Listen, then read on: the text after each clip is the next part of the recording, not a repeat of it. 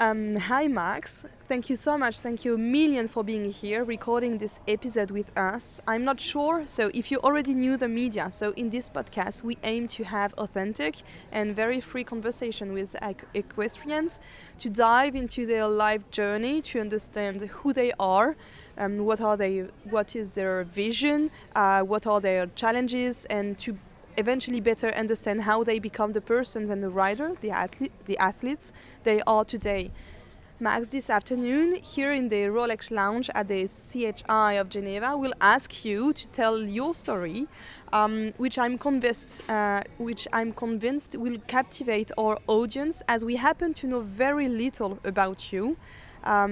We have checked interviews online today to prepare the conversation, but there are there are very few articles about you. So just before you can start talking, let me take a couple of minutes to introduce you to our listeners. So you were born in Munich in Germany, 1974. You started to ride ponies because of the weather not being snowy enough so you could ski. And at the age of 16, you already were winning your first championship. After high school, and this is quite unusual, you decided to pursue studies, and all along your years at the university you juggled between classes and horses. Is that correct? Yes, that's Yeah. correct. As if chasing success in one professional life was not very hard already, you are today no less than both a full-time entrepreneur and professional, and a professional and top-level show jumper. So talking about your record, what a year. You were 7th individual at the last European Championships in Milan and bronze with the Austrian team. And last year was not bad either, as you ranked 6th individual at the WEG in Herning and 9th in the World Cup final in Leipzig. Max, how has all of this started? From not being able to ski one day and going to ride a pony instead for the first time, to being here participating yesterday for the first time in the Rolex Top 10. I think there have been many small steps in between, and immediately when I had the first contact with the horse, I really liked it. I was passionate about it.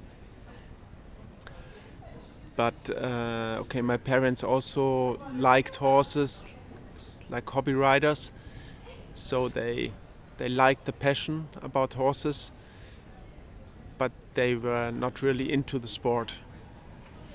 So like it is when you start the sport as an amateur, you have no clue what's coming to you, and it's a trap.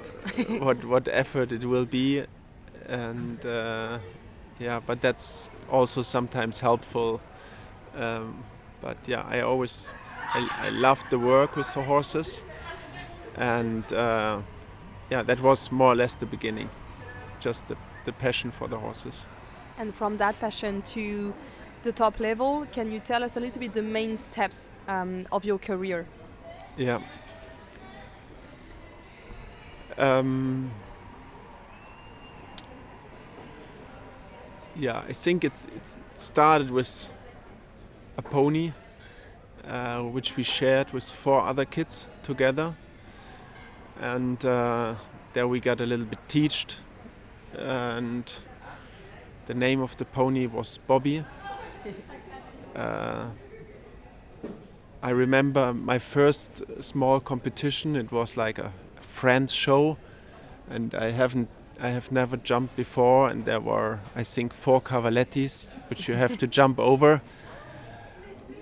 I fall off 4 times at each cavaletti because the pony made quite a good jump, and I was not able to sit it, so I fall down every time. I think this was my first competition. But I still got a ribbon, and I think, okay, that's something good. It's a long story altogether. Honestly, as a child, or when I was passionate for the sport, I never thought that we will get there where we are you know, you have your aims and what you're looking for, and you also sometimes, or I wrote it on the paper, and that's has all been taken place so far, and quite a lot more. And when you start as an amateur, when you are not like in a professional family, also like to get to know the sport and to get to know the horses and to understand it, there's a lot of experience behind it.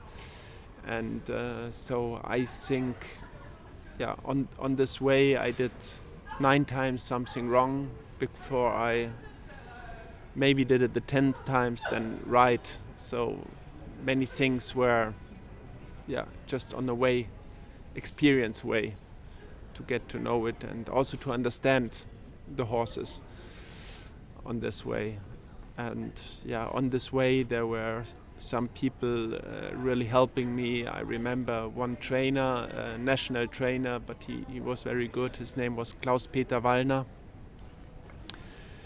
He was a very good trainer. No, or even before that, I have to mention Elisabeth Freifrau von Hoberg. She was a pony breeder, and at that point of time my parents wouldn't buy me a own pony, and then I begged her that I could ride her ponies, and then I could ride one pony, and she taught me every day, and she also taught me a lot of respect for the animal and also a lot of discipline, like we had to clean the tack after each riding, and a lot of things around which also need discipline when you work together with a horse or an animal. And after that, then later, I got my first horse, and we got the trainer, Klaus-Peter Wallner. I think I learned a lot from him. He was a great teacher, also a bit hard sometimes, like the typical old riding instructors, a lot of screaming and and crying. And crying, of course, also was a part of it, but and then later I had from while to while opportunity to train with Franke Slotag, or also for a few times with Ludger, and some more people helping there on this long way. And then especially on the show, you're always watching there, and like me as a kid, I was always standing on the warm-up and watching the other riders, and then following them to the course and how it goes, and trying to get all the information and all the questions. Or my grandma always videoed me all the World Cups on Eurosport, and then I could see them on the videotape and go forward, backwards, and then I make my notes about it and my thoughts, and so I tried to learn something about the sport. Who were the riders that you were watching at that time?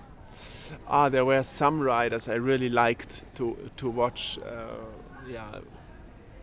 For sure, some German riders, Franke Slotag, Ludger Beerbaum. Thomas Fuchs was also always one rider I really liked to watch. Michel Robert, I always liked to watch. But there were many more. Eric Navet also, somebody great to watch. And then also some other riders which are like, they typically have their own way of riding. As example, Bosti. We always think about that. But when you really go into it and when you look at it, he's always, the riding is in favor for the horse. He makes it, in the end, he makes it easy for the horse, and that's what it's all about, So that the rider gives the horse the ability, you can do that. And you can do it better with me than without me. And that's also the case with Bosti, so it doesn't look very classically. Max, you have been riding at the top level of this sport for decades now, and I feel like we know you very little. But each time we got you to see you, can be at the conference yesterday or in an interview, you look very studious, very serious, calm and kind. What else should we know about you? Who do you think you really are as a person? It's not an easy question. No. Yeah, I don't think I'm just the kind person. In the end, I have. I'm quite analytical before I get an opinion. I really like to look into it and understand something before I make my opinion and I stand behind something. And like when you talk about the General Assembly later, when I think about something with points or something, then I write it down and I calculate and put the things together for myself to get an opinion. But once when I put this all together and when I think, I have a lot of data, then I make my opinion. And then I'm also quite strong in the opinion in the end. It's always a good possibility to convince me or to tell me maybe something I did wrong or I haven't got the final information about something. But I like to have my point of view based on good information and on facts. Are you saying you're a bit stubborn? Yeah, once I'm really convinced about something, yes, I'm a bit stubborn for sure. And then also when I have this opinion, I also go for it. I have to say, because I also run a business and we run a stable with nearly 100 horses. You can't just let the things always go. Some things are good when they just go, but some other things you have to take care about it and also be responsible for it. And that's also what I feel sometimes for the sport, when I think that some things are not developing in the right direction, then I feel kind of responsibility because it's passion, but it's also part of our life, and then I feel a responsibility about that. This responsibility you're talking about makes you become a genuine ambassador for the sport. We have watched you yesterday defend your opinion at the assembly, and we also have read articles about you where you claim that riders should tell their opinion and have a voice to move the sport forward. Is this why you initially joined the IGRC board, and do you feel that you want to be an ambassador for the sport? You want to help the sport go in the right direction? Of course, it's important for me that the sport goes in the right direction. Absolutely. And I feel naturally this responsibility. But in the end, I also have to say that you also have to make some compromise, because participating here on the show and being with the horses, we have to be close to the horses, also from the atmosphere and everything. So if I have a big discussion or something like that, and then half an hour later I go on a horse and should jump a big track, the horse will immediately feel that something is not okay with you, and then I feel guilty because I put the horse in a bad situation, or the horse feels bad because he knows I had a discussion before. And that's probably the same a lot of riders feel, and then they also say, because of that they say, oh, then I better stay away and I take care about my things and I see what happens. On the other hand, we also have to take care that it's going in the right direction. And speaking about horses, you also need to understand the horses, and therefore you also need to be close to the horses and work with the horses. At the moment, I think we have a lot of rules or ideas made on a table from people who would probably not be able to go in the stable and clean a horse, tack it up or put it on a truck and drive with it somewhere. but they have a very clear opinion how everything should be. But they would not be able, for sure not the sensitive horses we compete here, to do anything with them. We will talk about all of these topics, Max, but first of all, I just want to talk about you first. So you're not a professional rider, as you said, you run a business, and you had and still have a professional life on the side with a successful company. How did you define your professional career? Can you tell us about your side business? Yeah, I'm entrepreneur in the finance business. Yes. We have companies in Germany and in Switzerland. Okay. Together with people who are also in the sport. Okay. And we mainly got to know also through the sport. Okay.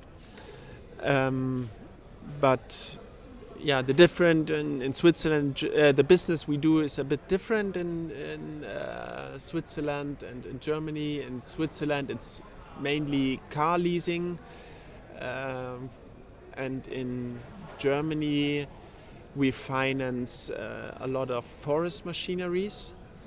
There we are one of the market leaders, and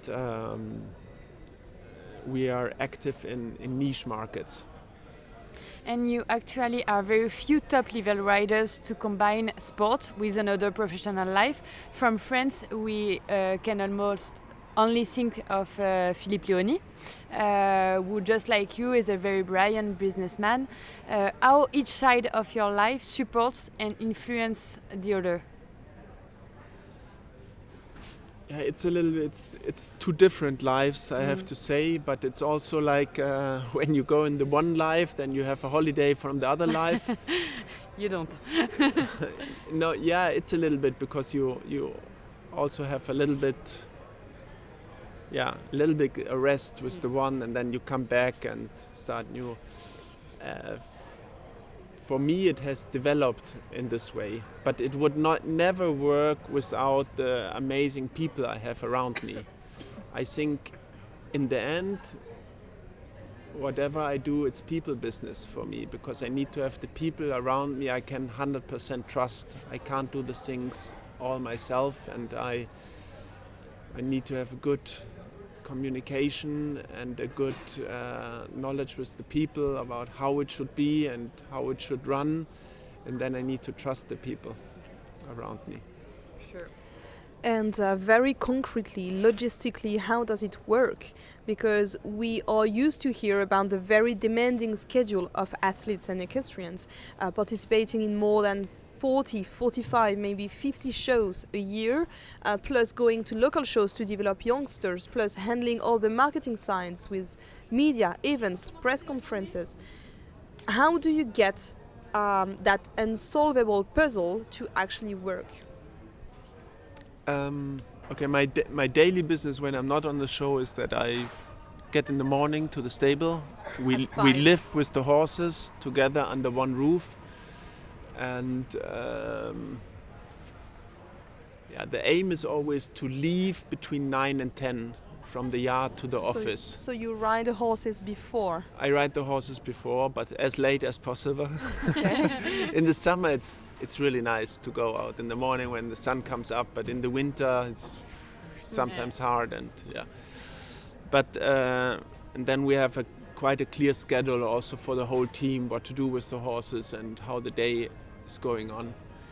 And then I go to the office, and then there I have meetings and a schedule. So it's not a part-time job. You're saying full-time at the office, like a complete day. Yeah. No, I'm CEO or in Switzerland, like you say, Verwaltungsratsvorsitzender. And the time when I'm not in the office, I'm nearly always available for everybody. So that's something I approach to myself, that, okay, as long as I'm traveling, but everybody always, there should never something wait for me. I never wanted to be the last one in anything. But since it is also my own business and I developed it, we have a lot of high technical solutions with good software and good ways how we deal it. Like I'm also involved in a lot of credit decisions where we have to check a client or a business case, and this is all prepared in an email, and I can push on links so I get immediately the next information, or I can make an approval for that. So I can fully work technical. Also, I'm not in the office. So you would be here riding 1, 2, 3 classes a day, plus warming up the horses in the morning, plus working for your side business. Yeah, at least for sure during the week till Friday. In Germany, the business is closed on the weekend. Okay, in Switzerland it's also open on Saturday. But yeah, that's how it works. And you have for sure a personal life because you have a wife who is a Grand Prix dressage rider. She has also had a very successful sport career and she works with you. We can only assume that she has been a real asset in your organization. To what extent has she been a cornerstone of your success? Yeah, absolutely. It's like everybody around me is really working with me, and the whole family is passion driven by horses. Yeah, we got to know through the horses, my wife and me, and she's also fully in horses. Before the kids start to ride, she helped to ride my horses and flat and worked my horses. Now she's more the rider from my kids. And yeah, all the kids' horses are worked really good. They really work well for the kids. We can only assume. Yeah. And yeah, but also the kids are really crazy about horses, you know. It's like they also get up early in the morning and ride a little bit, and yeah. And what is it? You have a dressage rider at home that's able to flat work your horse the way you can be better in the ring. Yeah. That must be very useful. Yeah. Okay, we had to adapt the dressage a little bit to the show jumping style. I think the base is very helpful, but then it has to be a little bit adapted to the show jumping style.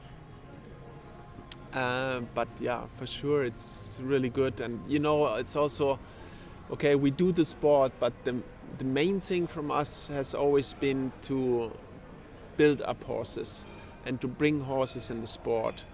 And there the flat and the dressage is also a big part of it. I think also for the whole body of the horses and the long-term healthiness, it's important that they are also properly worked on the flat. So, as you said, you work a lot with young horses, breeding some, but also buying and showing them yourself. And I will quote you some word of yours. I read in an article. You said, "My main goal is to advance the young horses, which we choose between 3 and 5 years of age." How is your system built? Can you help how your source? Can you tell us how you source, buy, and own the horses? Sorry. What do you have in mind when buying a new young horse to turn it into the next championship horse? Yeah, I get this question quite often.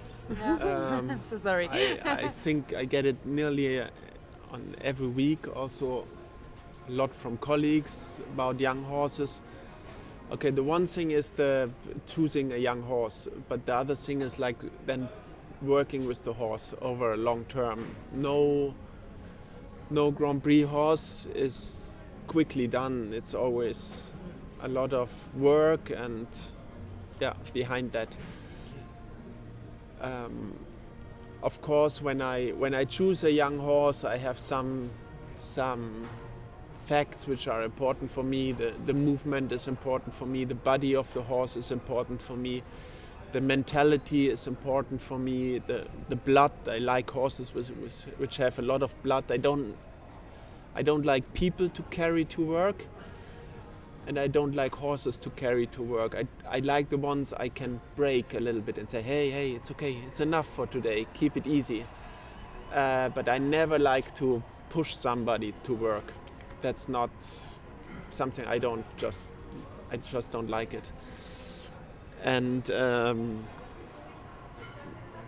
then it's also, the most important is always the feeling you have when you sit on the horse. And I have to say, quite often I sit on a horse and I start to trot and I know it is something or it is not something. Even before jumping? Yes. Like from the way the horse moves? Yeah. You know, if you have the great the feeling. way he walks, he moves, Okay. Yeah. Even how he behaves already when you see him, and yeah. In the very same article you said also, what I care about the most is not about climbing the ranking list, but I focus on doing the great job on making my horses grow at best. Now that you are among the top 10 in the ranking list, has your standpoint changed? Will you start focusing on the ranking list points and providing efforts to climb the ladder up to the top? Of course, it's nice when I'm good in the ranking, but honestly, for me, it's even more fulfilling and satisfying if I brought a new horse on the next level. Like, I just jumped EIC Dallobe in the 160 class, and he's an 8-year-old. We have him since he's 6, and now it's probably the last show for him this year, and now he finished with a 4th place in a 160 class in Geneva, and he made it really good with no effort and relaxed, and that gives me a lot, I have to say.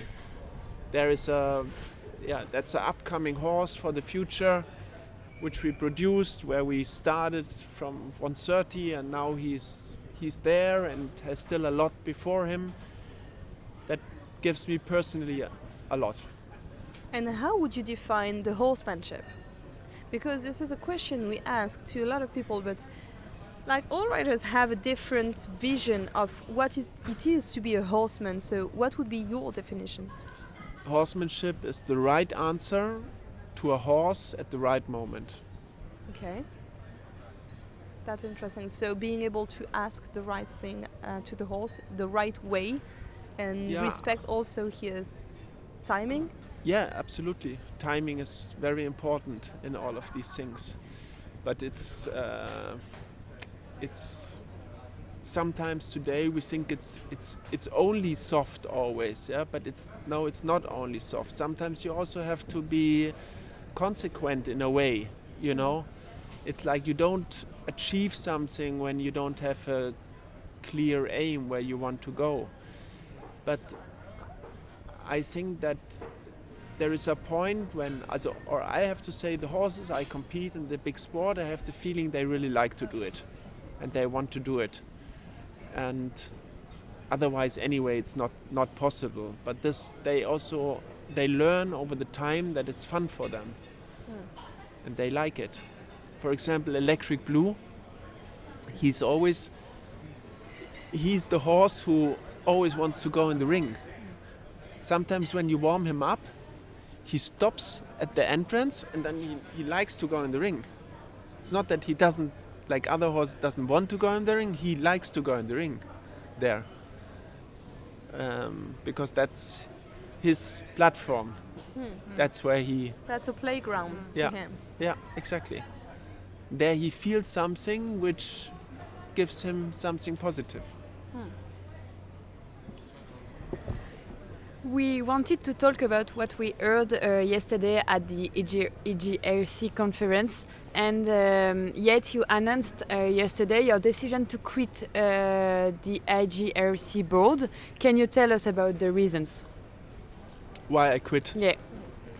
Because I did it many years. I don't know, 15 years now or something like that. I was also in the jumping committee together with John Roach and John Madden. And I think I put some effort in and some statements, and I think it's also time now for some other people, maybe also younger people, new ideas coming up. I will still have an opinion and something, but I think it's time, and also time is what I have. I don't have enough time always. That's a problem, and so I think it's a good time for somebody new to do something new, and I'm happy when I can also spend a little bit more time with my kids and my family instead of that. We talked to Kevin yesterday about the IGRC for a short episode for the organization of Geneva, and we asked him because he felt a little bit tired, he looked like he was tired. Have you also at some point felt a bit tired to be advocating, to be struggling to get your ideas validated, by the institutions, by the federation, and not being heard enough or not enough to get the sport developed in the direction you wanted? Yes, of course, a little bit, but and I think like the Riders Club should just be somebody like a consultant, but we should not fight for things. We should be consultant, and we don't need to prove anything or something like that. That's not our part. We don't get a salary for it, and it's not our full-time job. So we do it as a volunteer, with passion for the sport, which doesn't mean that everything is right what we say. There could also be a good argument why something is maybe not right or is wrong, but it's not our job to fight against somebody who's paid for it, and who's doing this as a main job. They should take the good things out of it, and maybe they should also see, or they should come back when something is not good.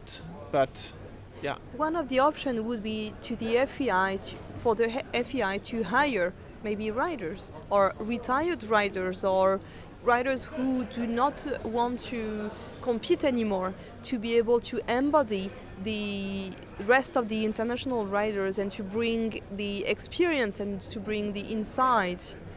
Yeah, that's a good idea, I think, that you brought up. But for sure, one thing is very important, that we need to keep some of the experience in the job, because it's not all done on a table.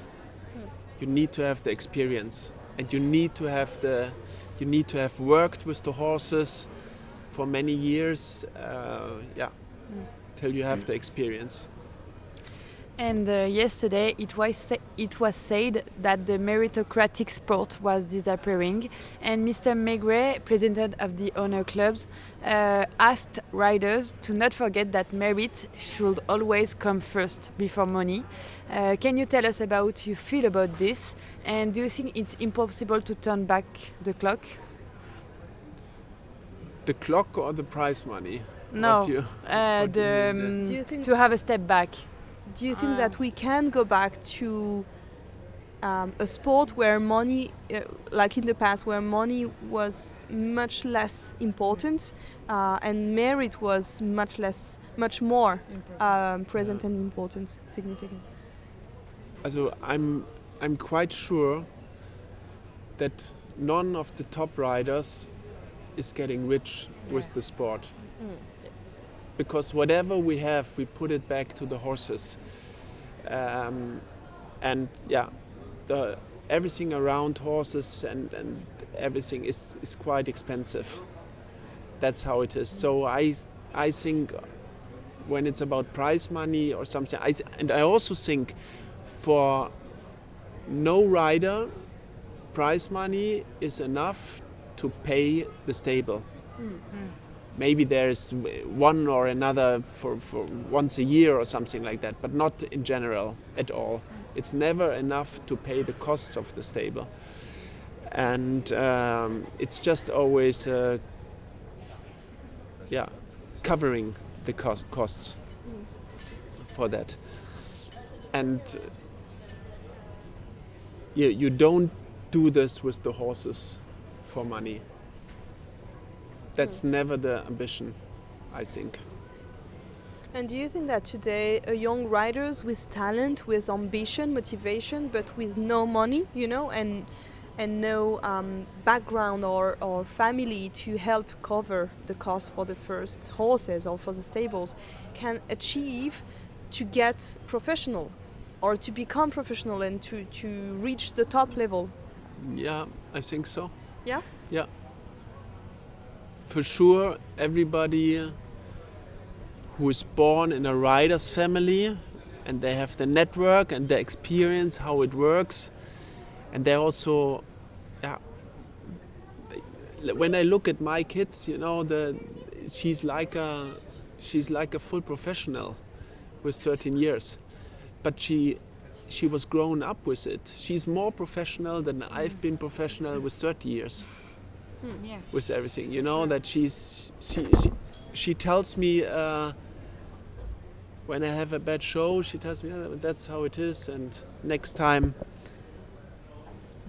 goes on again.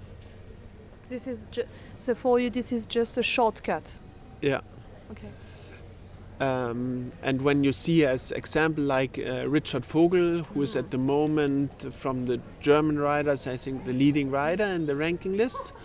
He's just an example like that, how he did it, with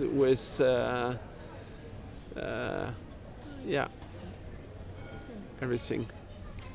So Max, over the last couple of years, you have had incredible successes. 6th individual at the European, 7th at the World Equestrian Games. Yesterday you won your first top 10. What is missing now to finally get an individual medal?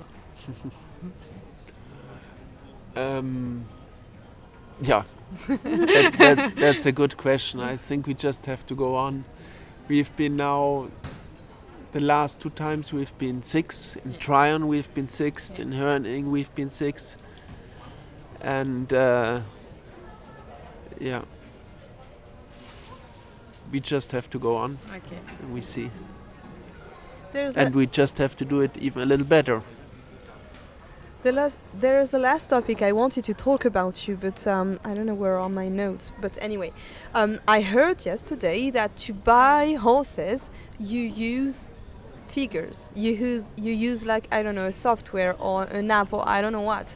And you said earlier that you like to analyze, you like to have data and figures. So how does it work to buy a horse? How can you measure all the qualities that we're looking for when buying a horse with data? Yeah, that's not working. Okay. That's a point. But you made your homework, I see. No, but yeah, indeed, you need to start with a selection of horses. And there are a lot of horses and you can't look at all of them. So therefore, for the selection of horses where we look into it, we use kind of software. And now it's like we aren't there yet, but when we have like quality criteria, I call it quality criteria, for example, to measure the time a horse needs from the takeoff till the landing and things like that, we will even be a big step further for that. Okay. But at the moment it's just a selection of horses which shows up, look, you should have a look at that horse. Okay. And that's what we do, and then we look at the horses, and then we go on. That's super funny because a couple of months ago, I think, some business partner I work with called me on the phone. So he's not a rider, or he used to be a amateur rider, but anytime he has a question and he has an idea, he called me. He called me because he had heard about an idea of doing, or a startup doing that, gathering data and figures to be able to buy a horse. And he asked me, what do you think about that? So I just gave it a thought, and I was like, there's no way we can measure the willingness of a horse, or there's no way we can measure the fact that he will be tough, regarding the work, regarding the jumps and everything. And I was very skeptical about being able to develop a software that could detect better than a rider, or better than the eye, or better than the feeling we have on the saddle, if a horse is able to do great. Yeah. I would say it could be helpful for the selection. Yeah. But the final decision you have to make anyway by your feeling. And you said earlier that once you are on the saddle, you have the feeling, and you need this feeling to be able. There's a good to buy example. a horse. I don't know if you remember PSG Final. He was one of my best horses I rode. He was, as an 8-year-old, he jumped clear in the Nations Cup final, and he was second in Stuttgart in the World Cup. Then he was sold to Cian O'Connor. But this horse, in the beginning, when I got him, I just had I saw the horse and I liked it, but I could not tell you why in the end. And then a lot of people asked me, but what are you doing with the horse, the way he's jumping and things like that. So I just have a real good feeling, and I go for it. And he was then one of the best horses in the world. So Max, we are here in Geneva. What are the next goals? Tomorrow the Grand Prix. Yeah. It's for sure a goal. Sure. I just rode Electric Blue. He feels really good. It's always a bit shy here in the first rounds, but yesterday it was already a lot better. He finished 6th in the second qualification, so I'm looking forward to tomorrow. For sure it will be a very big course, but I have a very good partner for it, and I really look forward to it. Are we going to be able to see you in Paris? I hope so. That's definitely on the plan.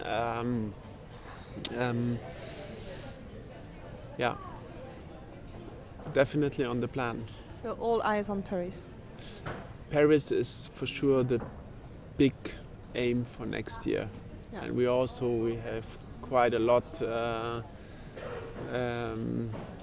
meetings already with my Austrian colleagues to make a plan for everybody until Paris, so that we are a small group of horses and riders in Austria, but we try to make it happen in Paris. We hope so. Max, we hope to see you tomorrow in the jump off, but most of all we hope to see you next year in Paris. Thank you very much. Thank you.